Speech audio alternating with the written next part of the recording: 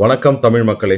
இப்போ தமிழ்நாட்டில் ட்ரெண்டிங்கான நியூஸ் என்னன்னு கேட்டிங்கன்னா, அது தளபதி விஜய் அவர்கள் நடித்த ஜனநாயகன் படத்தோட ஆடியோ ரிலீஸ் தான்.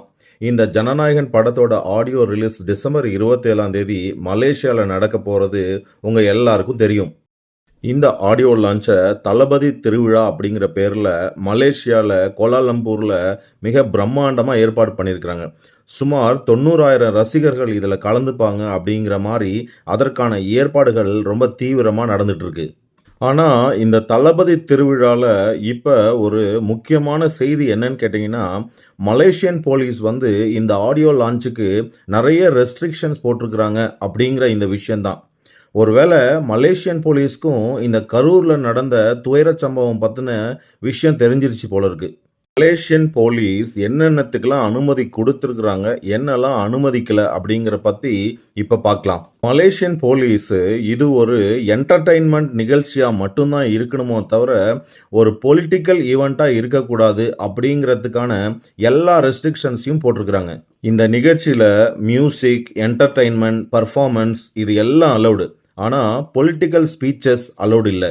படத்தோட ஆடியோவை ரிலீஸ் பண்ணலாம். ஆனால் அரசியல் சார்ந்த அரசியல் கொடிகள், சின்னங்கள் மற்றும் பேனர்கள் இது எதற்கும் அரசியல் சார்ந்த எந்த பொருட்களுக்கும் அனுமதி கிடையாது. இந்த நிகழ்ச்சிக்கு ரசிகர்கள் வரலாம். இந்த நிகழ்ச்சியோட ஆடியோ வீடியோக்களை வெளியிடலாம். ஆனால் அரசியல் சார்ந்த எந்த விவாதங்களும் எந்த பேச்சுக்களும் இருக்கக்கூடாது அப்படின்னு சொல்லி கட்டுப்பாடு விதிச்சிருக்கிறாங்க. இந்த கட்டுப்பாடுகள் அனைத்தையும் அரங்கத்திற்கு உள்ளேயும் அரங்கத்திற்கு வெளியேவும் செய்திருக்கிறாங்க.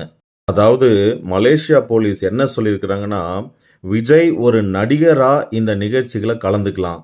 ஆனால் விஜய் ஒரு அரசியல் தலைவராக இந்த நிகழ்ச்சிகளை கலந்துக்கவும் கூடாது, அரசியல் செய்யவும் கூடாது அப்படின்னு சொல்லிட்டு மலேசியா அரசாங்கம் சொல்லியிருக்கிறாங்க. இதில் என்னோட கருத்து என்னன்னு கேட்டிங்கன்னா, மலேசியா அரசாங்கம் ரொம்ப தெளிவாக தான் இருக்கிறாங்க. சினிமா வேற, அரசியல் வேறன்னு சொல்லிட்டு ரெண்டுத்தையும் கன்ஃபியூஸ் பண்ணிக்காதுங்கன்ட்டு அவங்க ரொம்ப தெளிவாக சொல்கிறாங்க. மலேசியா அரசாங்கத்தோட இந்த ரூல்ஸ் எல்லாத்தையும் மனசில் வச்சுக்கிட்டு அதுக்கு தகுந்த மாதிரி நடந்துக்கோங்க மக்களே. மானம் ரொம்ப முக்கியம் மக்களே. வணக்கம்.